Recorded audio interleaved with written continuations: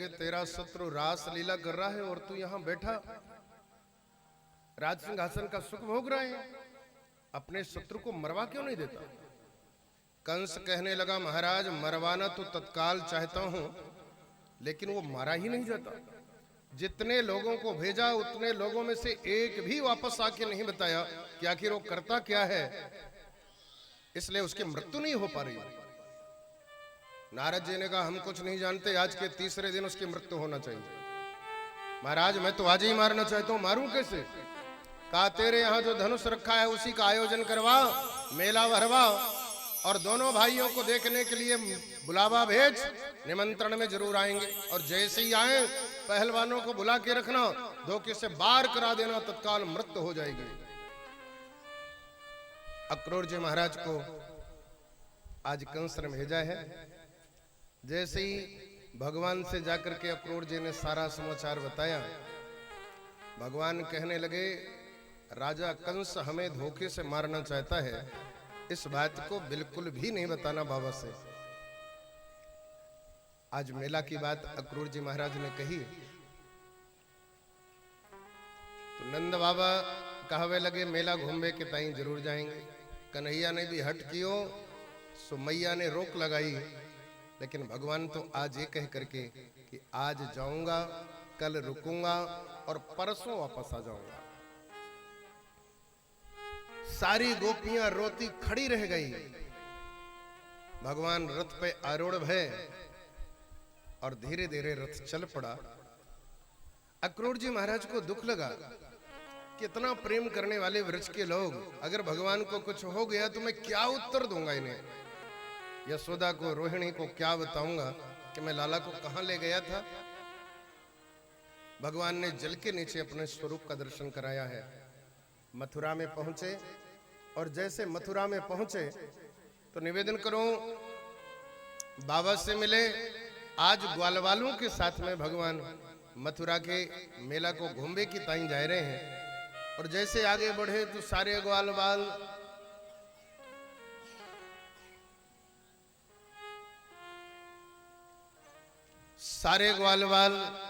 बड़ी हीन भावना से अपने आप को देख रहे हैं, क्योंकि मथुरावासी जितने भी ग्वालवाल हैं सभी के माथे में पगड़ी, गले में मोतियों की माला, पैरों में जूते, कमर में दुपट्टा, सभी लोग देवताओं जैसे लग रहे हैं। भगवान पूछवे लग गए क्या बात है भैया ऐसे जा रहे हो, कछु बोलो चालो ना। ब्रजवासन ने कही लाला का बोले चले, ऐसे लग रहे हैं जैसे कहीं से फटीचर चले आए हो। भगवान ने कही चिंता बिल्कुल ना करो, तुम सबन की व्यवस्था करेंगे। जैसे ही आगे बढ़े कई धोबी पोटली लेकर के माथे में चले जा रहे थे। भगवान ने आवाज लगाई मामा जी राम राम। धोबी ने सोचा मेरी तो बहन ही नहीं है, भांजा कहां से पैदा हो गया। पीछे घूम के देखा तो कन्हैया का दर्शन हुआ, पोटली रख के दौड़ा दौड़ा आया। अरे भांजे राजा तुम्हारी प्रतीक्षा तो हमारे राजा कर रहे हैं। बोले मामा जी राम राजा से तो मिलने जरूर जाऊंगा, सो थोड़े से हमारे मित्र हैं, इनके ताई या वस्त्र को दे दो। जैसे ही भगवान ने वस्त्र मांगा, धोबी ने गालियां दिया, चरवाहे, ग्वारिया, अहिर का छोरा, राजसी वस्त्रों को तू पहनेगा? अरे तेरे बाप ने भी नहीं देखा होगा। और जैसे ही बाप का नाम लिया तो भगवान कहने लगे रामावतार नहीं है, एक कृष्णा अवतार है। तूने ही मेरी सीता पे उंगली उठाई थी, लेकिन आज तो पूरा हिसाब किताब चुकता करके छोड़ूंगा। भगवान कान पकड़े और कहने लगे मामा जी क्या कहा आपने? और जैसे ही भगवान आगे बढ़े तत्काल कहने लगा ग्वारिया, गैयों के पीछे हियो हियो करने वाला तू चरवाहा, राजसी वस्त्रों को तू पहनेगा? अरे तेरे बाप ने भी नहीं देखा होगा। और जैसे ही बाप का नाम लिया तो भगवान ने एक तमाचा खींच करके मारा, गर्दन कट करके उतनी दूर गिरी। और जैसे उतनी दूर गिरी तो दूसरे धोबी भागो, सारे पोटली फेंक करके भागे। भैया पूतना मारे में वारो आ गए हो, पूतना मारे में वारो आ गए हो। अरे न जाने वा के हाथ में कौन सी तलवार फिट कर रखी है, अरे एक हाथ में बताओ गर्दन काट दियो। सारे धोबी पोटली फेंक के भागे। भगवान के सारे कपड़े अपने हैं, जाको जा इच्छा हो सो धारण कर लो। पोटलिया खोली ग्वाल वालों ने, जाको नीलो पीलो कालो हरो जैसो पहनो जरूरत पड़ी सो धारण कर लिए। अब भगवान देख देख बड़े हंसे, अरे वाह भैया एकदम राजा दिखाई दे रहे हो। ग्वाल वाल कहे लाला का राजा दिखाई दे रहे हैं, ऐसे लग रहे हैं जैसे रोड में झाड़ू लगा भी कि ताई यहां हम सवरे आए हों, या कपड़ा पहनने के बाद में तो बिल्कुल बिना रोड में झाड़ू लगाई लग रही है। भगवान ने कही सोने 100 उठाई के फेटा कस लो, कमरे में बांध लो, सो बात बन जाएगी। जैसे ही फेटा कसा तो भगवान कहे अरे वाह तुम तो युवराज दिखाई दे रहे हो।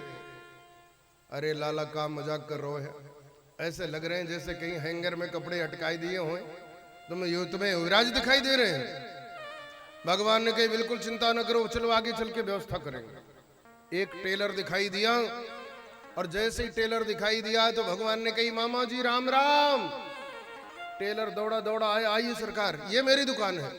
भगवान को बैठाया, कहा सेवा बताइए। भगवान ने कहा ये हमारे मित्र हैं, इनके कपड़े ठीक कर दो।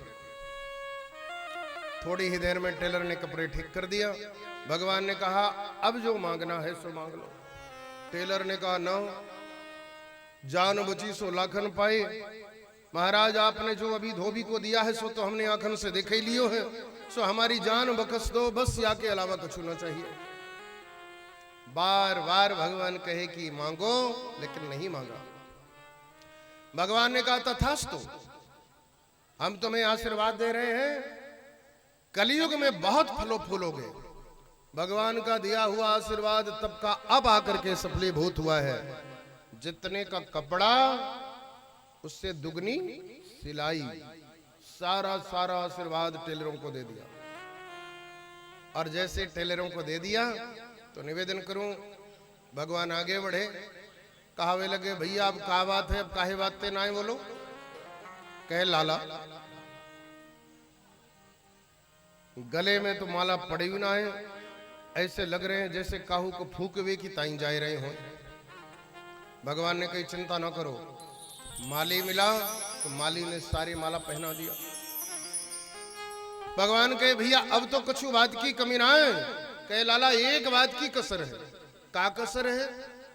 माथे में तो तिलक लगो ही ना है, ऐसे लग रहे हैं जैसे कहीं गांव से कुकुर चले आए हो। बस माथे में तिलक लग जाए सो बात बन जाए। भगवान ने कही चलो आकी भी व्यवस्था करेंगे। आगे देखा कुब्जा को जाते हुए 7 जगह से टेढ़ी कुब्जा। भगवान ने आवाज लगाई अरे सुंदरी। कुब्जा ने सोचा जिंदगी गुजर गई या मथुरा में आज तक काहू ने सुंदरी कह के ना ही बुलायो। जब भी कोई बुलाए ए टेढ़ी ए कोबरी, ये कौन है? जैसे कुब्जा ने देखा तो दौड़ी दौड़ी आई, कहने लगी सरकार मैं यहाँ के सेरंद्री हूँ। मेरे हाथ का घिसा हुआ चंदन पूरे मथुरा नगरी में फेमस है। जो एक बार लगाए ले सो बार बार लगावे की ताई इच्छा करे। अगर आपको विश्वास न हो सो लगाई के देख लो। भगवान ने कहा देवी जी हमें तो ना लगा वो अब, अगर लगावे की ताई इच्छा है सो आप ही अपने हाथ से लेप कर दो। कुब्जा ने भगवान के माथे में लेप किया, बलदाऊ जी के लगाया, और जैसे लगाया इधर ग्वाल वाल लगावे लग गए सो भगवान कुब्जा से बात करवे लग गए। और जैसे कुब्जा से बात किए तो ग्वाल वालों ने मजाक उड़ाई, वारे टेढ़ा तू भी टेढ़ा या भी टेढ़ी, टेढ़ी के साथ में टेढ़ी की जोड़ी बड़ी सुंदर है। भगवान ने चाही बहू रानी लेके चलेंगे, यशोदा मैया खुश है जाएगी। भगवान ने होठों पे उंगली रखा, राजा से शिकायत है जाएगी सो जेल में चले जाओ। जैसे ही राजा का नाम सुना तो सगरे सक पकाए गए, एकदम चुप हो गए।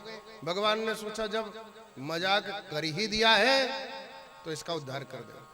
भगवान ने अपने चरण का अंगूठा पैर में लगाया, टोड़ी में हाथ लगा करके एक झटका दिया, सर्वांग सुंदरी हो गई, सारे कुंवर गायब। भगवान का हाथ पकड़ लिया, कहने लगी चलो मेरे साथ में, आज मेरे साथ में मेरी मैया के घर में चलो, मेरी मैया के पास चलो। भगवान ने कहा चलेंगे तो जरूर, लेकिन अभी नहीं, बाद में चलेंगे। भगवान आगे बढ़े, चौराहे में धनुष को देखा। भगवान कहने लगे दाऊ या धनुष कितना सुंदर है, ऐसा लग रहा है जैसे या धनुष को उठाए लो। जैसे ही भगवान की बात सुनी तो सारे सैनिक ठहाका मार करके हंसने लग गए। वारे या धनुष को तो उठा लेगा? अरे तेरे जैसे 100 आ जाए तो भी हिला डुला नहीं पाएंगे। भगवान ने कहा अच्छा तो अगर कह दो तो अभी उठा के दिखा दे। बलदाऊ जी ने कहा लाला उठा के दिखा तो दे। भगवान ने धनुष को प्रणाम किया और प्रणाम करने के बाद में बायां हाथ लगा करके एक झटके में धनुष को उठा लिया। सारे सैनिक फटी फटी आंखों से देखते रह गए। अरे बाप रे, जिस धनुष को 100 लोग भी नहीं हिला डुला पाते हैं उस धनुष को एक छोकरे ने उठा लिया। भगवान ने कहा दाऊ अगर आपको हो तो या कि प्रत्यंचा चढ़ाई दो। भगवान ने डोरी बांधा और डोरी बांधने के बाद जैसे धनुष को खींचा रोदा, तड़ तड़ करता हुआ धनुष 2 खंडों में विभाजित। और जैसे धनुष टूटा, राजा कंस सिंहासन में बैठा था तो धड़ाम से नीचे जमीन में गिर गया। ये साधारण धनुष नहीं है, परशुराम जी महाराज का रखा हुआ धनुष। परशुराम जी ने कहा था जो व्यक्ति इस धनुष को उठाएगा और तोड़ेगा वही व्यक्ति यहाँ के राजा का अंत करेगा। जैसे ही राजा का धनुष टूटा, सारे सैनिकों ने शस्त्र उठा लिया और कहा मारो, इसने हमारे राजा के धनुष को तोड़ा है। बलदाऊ जी महाराज ने कहा कि आओ मैं तुम्हारा स्वागत करता हूं। एक धनुष का टुकड़ा कन्हैया और दूसरा बलदाऊ भैया। जैसे ही दोनों ने घुमा करके मारा, एक साथ 100 सैनिकों का अंत। धनुष के टुकड़े से ही भगवान ने अंत कर दिया इनका। आगे बढ़े। कुबेलिया पीड़ हाथी द्वार